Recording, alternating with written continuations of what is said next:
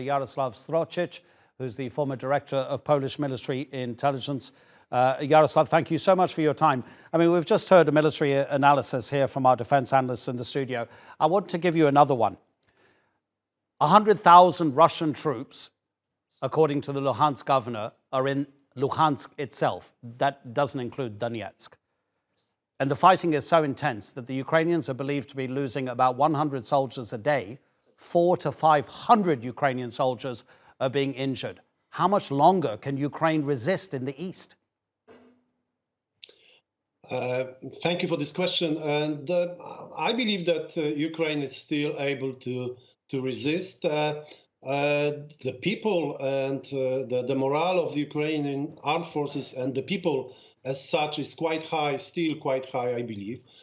So they could resist with the additional equipment being sent from the West. So they would be able. So another question for how long Russia could sustain this pace with those desertations, with the weakness of its military. That's the biggest surprise of those 100 days. Russian weakness, Russian propaganda created this picture of great army, which is so weak.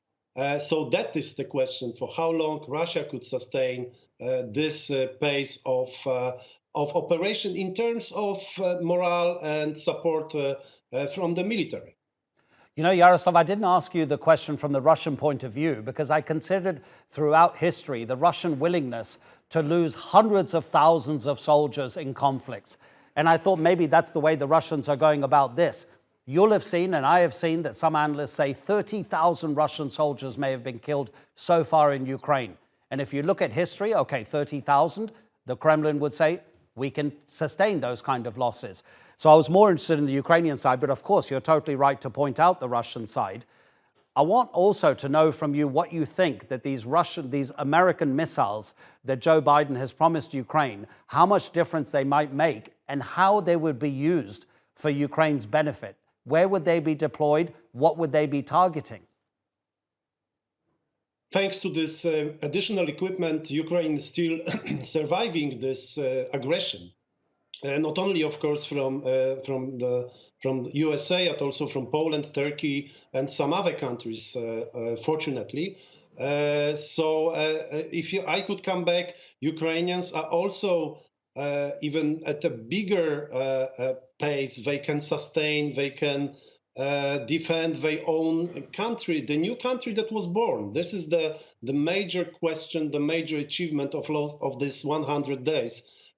From Ukrainian point of view, but this military equipment, those new rockets, new systems, multi-rocket launchers, that's additional power, artillery power, which is so much needed because you can fire those at distant enemy and keep it at bay. And this is very significant at a specific command post, as we saw in the past, killing generals, killing high-ranking colonels, officers. So this is a huge advantage for Ukraine. Yeah, so the delivery and the deployment, the time frame of that may be a problem for Ukraine. They obviously want everything as quickly as possible.